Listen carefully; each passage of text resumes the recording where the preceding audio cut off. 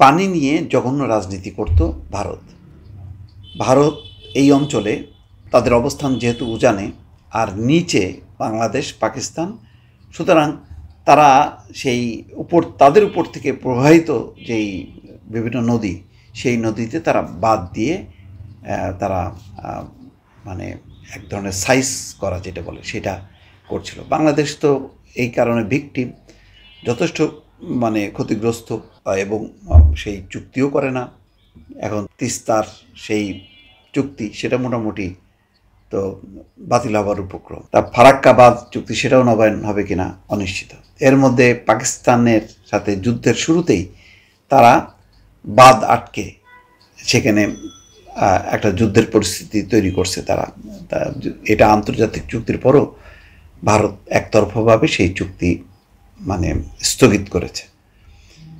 এখন ভারতকে একটা ভালো শিক্ষা দিতে যে বাংলাদেশও এখন সেই সংকটের মধ্যে পড়ল। ভারতকে আবার শিক্ষা দিতে চীন তিব্বতে বিশাল বাঁধ নির্মাণ প্রকল্প করছে, সেখান থেকে তারা বিদ্যুৎ উৎপাদন করবে। এখন তিব্বতে যদি বিশাল বাঁধ নির্মাণ প্রকল্পটা শেষ করে তাহলে ভারতও সংকটে পড়বে। অর্থাৎ ওই তিব্বত যে পর্বতমালা থেকে যে পানি প্রবাহিত হতো নদী দিয়ে, সেই নদী বাঁধ আটকে যেমন ভারত পাকিস্তান এবং বাংলাদেশকে সাইজ করত, এখন ভারতকে সাইজ করবে চীন। কারণ চীন আছে ভারতের উপরে, চীনের নিচে ভারত, ভারতের নিচে পাকিস্তান, বাংলাদেশ, এই অঞ্চল।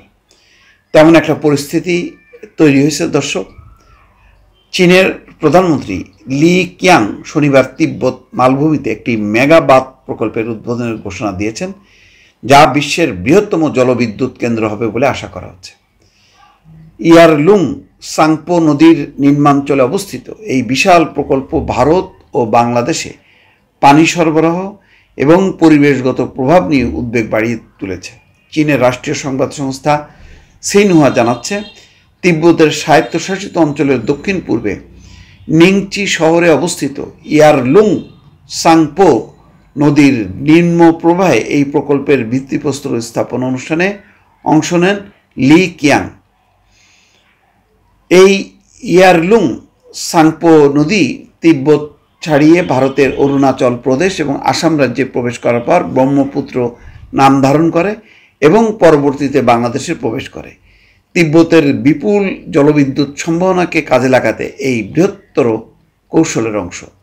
প্রকল্পটি গত ডিসেম্বরে চূড়ান্ত অনুমোদন পায়। বেইজিং তার পঞ্চবার্ষিক পরিকল্পনার অধীনে 2020 সালে প্রথম বাঁধ নির্মাণের পরিকল্পনার ঘোষণা দেয়। এই প্রকল্পটিকে বিশ্বের সবচেয়ে বড় প্রকল্প হিসেবে বিবেচনা করা হচ্ছে, যার আনুমানিক বার্ষিক ক্ষমতা 300 বিলিয়ন কিলোওয়াট ঘন্টায়, যা 3 সার্জেস বাঁধের 3 গুণ ক্ষমতা সম্পন্ন। তবে এই প্রকল্প ভারত এবং বাংলাদেশে তাদের পানি এবং খাদ্য নিরাপত্তার উপর প্রভাব ফেলতে পারে এমন আশঙ্কা দেখা দিয়েছে। পাশাপাশি রয়েছে জনবসতি উচ্ছেদ, পরিবেশের বড় ধরনের ক্ষতি এবং পানির মাধ্যমে চাপ সৃষ্টি করার কৌশল, যে কৌশলটা ভারত এতদিন একচেটিয়াভাবে ব্যবহার করছে। এখন ভারত সেই উল্টা চাপের মধ্যে পড়ে গেল। বলা হচ্ছে যার মাধ্যমে চীন ইচ্ছাকৃতভাবে বন্যা বা খরা সৃষ্টি করতে পারে। চীন দাবি করছে যে প্রকল্পটি নিয়ে অনেক বৈজ্ঞানিক মূল্যায়ন করা হয়েছে এবং এটি প্রতিবেশী দেশগুলোর পরিবেশ, ভূতাত্ত্বিক স্থিতিশীলতা এবং পানির অধিকারের উপর বিরূপ প্রভাব ফেলবে না। বেইজিং আরও বলছে, তারা প্রতিবেশী দেশগুলোর ক্ষতির বিনিময়ে কোনো লাভের চেষ্টা করছে না, বরং চীনা পররাষ্ট্র মন্ত্রণালয়ের মতে প্রকল্পটি দুর্যোগ প্রতিরোধ এবং প্রশমন প্রচেষ্টায় সহায়তা করবে।